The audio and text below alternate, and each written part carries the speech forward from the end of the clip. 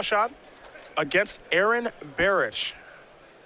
Huang Shan, a member of MTG Mint card, and he's actually in the race here for Platinum and Worlds and all that good stuff. So him being off to a 7-0 start, certainly very, very important for him with Burn, a deck that we felt this weekend was going to be a little bit underplayed. Wasn't entirely sure how well it was positioned this weekend, but you have to remember, MTG Mint card at Pro Tour Fate Reforged, a lot of players actually played Burn. Yeah. And did very, very well with the deck. It was actually one of the best performing decks of that tournament, so not too surprising to see a member of that team having a deep run with Burn right now. And a deck that we saw very, very little of at the Invitational. Possibly even zero. Not very much of it, as here's a Swift Spear. It's going to come into the red zone. Barich is going to be placed under the gun pretty quickly, and now I think he knows what he's probably up against here in Burn. For Shan's deck list, quite a few fetch lands here.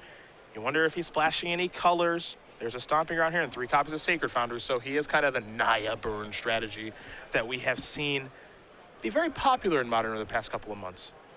Barrett's going to search up a breeding pool here off his Wooded Foothills. I think there is merit to splashing black instead of white. I think the sideboard cards you get are a lot better when you're black instead of white, but certainly Naya the more popular build of the two.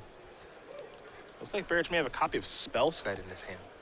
There is 2 copies of that in the main deck, and that card is really punishing for Burn for obvious reasons. Yeah, it's kind of interesting because it is really good against Burn, but also Burn has a lot of damage that doesn't target. So a card like Boros Charm, Lava Spike, those are actually pretty good. Skullcrack too. Well, the issue here is not necessarily preventing damage. It means that Aaron can play this on turn 2 and infect creature on turn 3 and go crazy on the 4th turn. And there's not much recourse from the Burn side, at least game 1. In the post-board games, when you have Destructive Revelry, it's a little bit different, but game 1, this is going to be a tough card. It does have the potential to absorb damage, but even more value is just ensuring that Aaron has a turn 4 kill rolled up. And there's not a lot of interaction on either side of the table. The land that Barrett played last turn, for those of you who have not used to that promo there from FNM, is a copy Pendlehaven. So that's not just some random forest that happens to be on the battlefield. Looks like Shan will be coming into the red zone here with Swift Spear. And Barrett's going to put him in the test right away. He says, I'll block. Perhaps maybe a mutagenic growth in Aaron's hand. We'll see. That's an aggressive, straightforward block. He's not scared, obviously. This means one of 2 things, I think. One is mutagenic growth, as you mentioned. The other is Aaron is pretty far away from killing and just needs to protect his life total for a little while. Okay. Well, the block has taken place. Wooded Foothills is going to be sacrificed. That'll turn into a Sacred Foundry at the cost of 3 life there for Shan.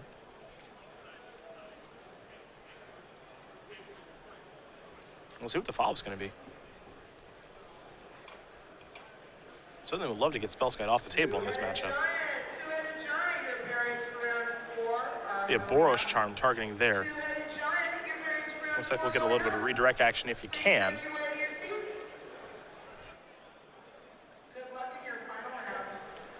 It depends on the wording of Boros Charm in this instance, if you can redirect it or not. And it appears you can. Yeah, I think it's just target creature. Yeah, so this not does target creature you control. Yeah, and this does not work out the way that Shan wants it to. I mean, if that was what Shan had, that was a great block from Barich. Yeah. You saw Aaron very quickly redirect the double strike, so he was very sure that things were going to work the way he wanted to. Now he gets to play a Blighted Agent and pass the turn back. And now, Barich is at 16 right now, and it's going to be very hard for Shan to get to that Blighted Agent. Riftbolt's going to go on suspend.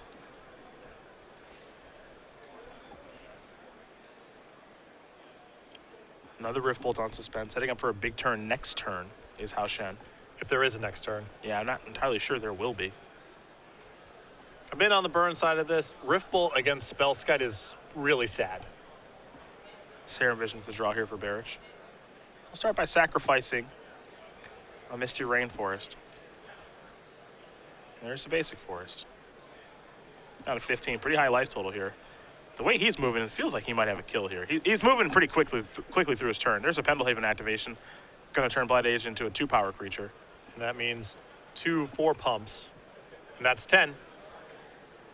There's a Groundswell. Landfall has already been secured. And now there's a Vine to the Vastwood. And with Spellskite for the protection here, this is pretty straightforward and easy. Aaron Barrett's going to win game number 1 here over Huang Shan. Infect up a game over Burn. It's not going to be a long matchup, I'll tell you that much. No, there you have it there. The turn 2 Spellskite enabling the turn 4 kill, and not a lot to be done from the Burn side of the table. Sideboards is where we're going to go, and we will start with Burn and 2 Deflecting Palms, 3 copies of Destructive Revelry, 2 Molten Rains, 2 Skullcracks, 2 Rending Volleys, and then 4 copies of your favorite Core Firewalker. Oh yeah, definitely my favorite. I do like Destructive Revelry in this matchup here. Spellskite and Nexus are both very juicy targets here. Nexus is actually problematic enough where it's not out of the question to bring in Molten Rain as well. On the other side there for Barich, what do we see for the Infect player? 2 copies of Path to Exile, a Twisted Image, a Wild Defiance, 4 copies of Geist of St. Draft, 2 Nature's Claim, 2 Dispel, 2 Spell Pierce, 1 Dryad Arbor. Love the 2 copies of Dispel and Spell Pierce in this matchup. Those are basically 1 mana hard counters here. I think the Path to Exiles are okay here as Aaron was really just looking to shore up the early game. And I think Geist of St. Draft is potentially really sweet. If Burn has a game plan for this matchup, it's blow up Spellskite and remove everything that you put on the table. And especially if Aaron's backing it up with a little bit of creature removal with the Path to Exiles, Geist, especially off of Noble Hierarch early on in the game, that can end the game very quickly. Geist is interesting. Barich, we saw him use that last week in the Season 2 Invitational on the Open Series circuit, and it really took the opponent by surprise, Jonathan Sukenik. Sukenik was just playing a 4-color control deck as he's been doing recently in Modern, and a lot of pinpoint removal, but that did not get the job done against the Geist. I have lost a fair bit of games playing Burn strategies where my opponent has unexpectedly sided into Geist of St. Draft. Because a lot of time, it's matchups like this, like Infect, where there's a bunch of little creatures in play, you're loading up on all the bolts and searing effects and Grimlaw Monsters you get your hands on. You're actually situated to be a control deck in the matchup, and someone rips off an early Geist, and you have no recourse. So I don't know if Aaron's going to bring it in here, but as a Burn player, I'm really scared of the sideboard plan. Tyler Hebelwaith. I think I got that one right. Asking you, Patrick, you mentioned a Jund Burn strategy, maybe a little splash of black in this deck. For what cards exactly? Well, you would have Bump in the Night instead of Boros Charm.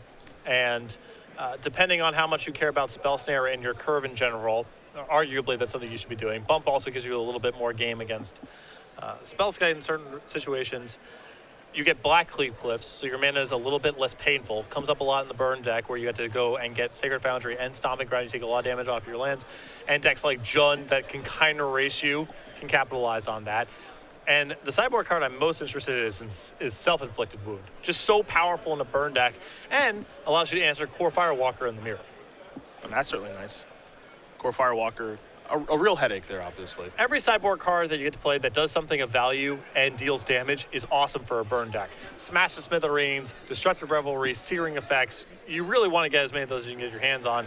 And Self-Inflicted Wound's one of those that is able to answer a card like Core Firewalker or Tarmogoyf, which are cards you typically struggle to answer. Well, no matter what colors you're looking to splash and burn, you're always going to start your deck off with 4 of these. Yes. Goblin Guide's a great way to go. Did it give Barich land? Yeah, it did in Breeding Pool, but that's not really that big of a deal. No, don't care. What if Foothills in Barich's hand as well? Turn 1, on the play, Goblin Guide, reveal a land. Opponent has no play on the first turn and has to discard. Warms my spike heart. That's one of the moments where I just feel really good about everything. You just got it all right, huh? Because when I have a turn 1 Goblin Guide on the play and my opponent doesn't have a 1 mana play, I already feel like I can't lose. And getting a discard out of it to boot is just so sweet. A little Glistener Elf action for Barich to start things off, just off of a basic forest.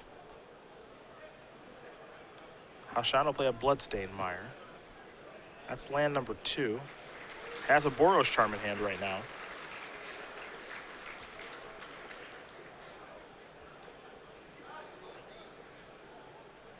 He's going to come across that Goblin Guy. What a trigger. Take a look at the top card.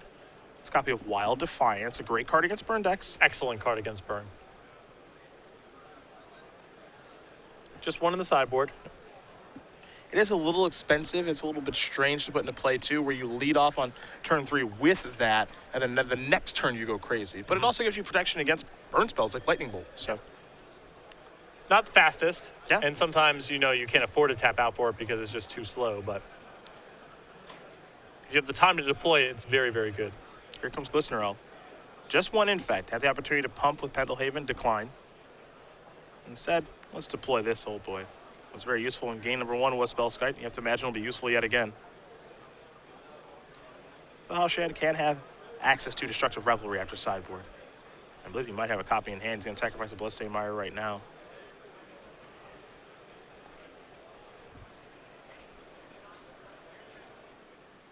Switching up a Sacred Foundry.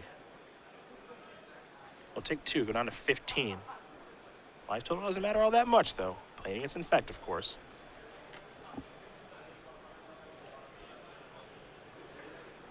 Players in the Modern Rebound Challenge.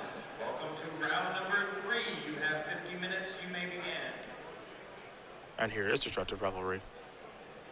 So redirect that Spellskite. This is pretty close to the ideal start here for Shan. I think so.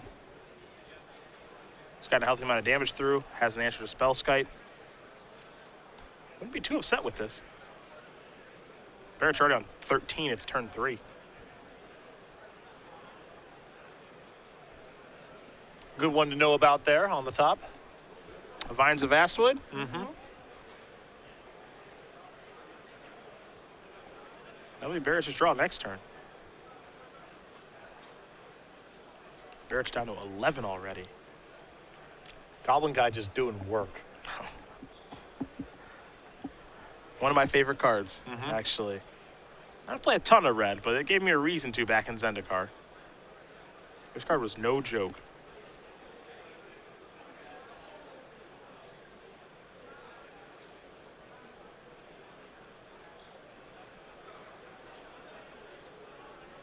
I believe Spike, Boros Charm, among other burn spells left over in Shan's hand. It's a pretty good hand over there, but I think it's going to take 2 turns to get the game over with. Yeah. Shard Volley. How do you feel about that burn spell? Necessary evil. If I ever see a list with more than 2, I really question what's going on, but I don't mind filling out the rest of your burn suite with that kind of card. Sacred Foundry going to be searched up here for Shan. Yeah. Going on an adventure. Yeah, just got a lantern. Checking out what's going on in the opponent's kitchen. Yeah. It's a molten rain on a Pendelhaven. Yeah. You just can't help yourself, can you? I've gotten to watch so many Stone Rains today. It's been a great day of coverage. You got to see Fulminator Mages, Stone, Molten Rain now. Uh-oh. Is he just, oh no. Oh my goodness. Oh no. Maybe he should have killed that land. Maybe he shouldn't kill, oh my goodness. That's become a mutagenic growth. Gonna do a little bit of counting here. I mean, Shan had a Shard Volley in hand. Not that it would have saved him from this sequence. 6, 7, 8, 9. That's Xaxes. Come across. That's going to get the job done. Aaron Barich is going to win this match here over Huang Shan. He can barely believe what's just happened to him. This is one where he's going to go back and watch this one. And it's strange to say, but it looks like he helped him along the way, maybe, by killing that land. But you can see kind of the shock for the burn player of, that might be my best draw, and I just lost. Well, you know, he does have a route to a much more conservative play there, which is simply Shard Volley, the Glistener Elf, and pass the turn. And at that point, Aaron's got nothing in play. You've still got a lot of burn to work with. I think there is a Boros Charm and a Lava Spike in there. Yep. Now, that's a guarantee of anything, but, you know, when you lose a game like that, you got to feel like there was some other path to take. Shan with one of his best openings. Got a Destructive Revelry, a Spellskite on the second turn.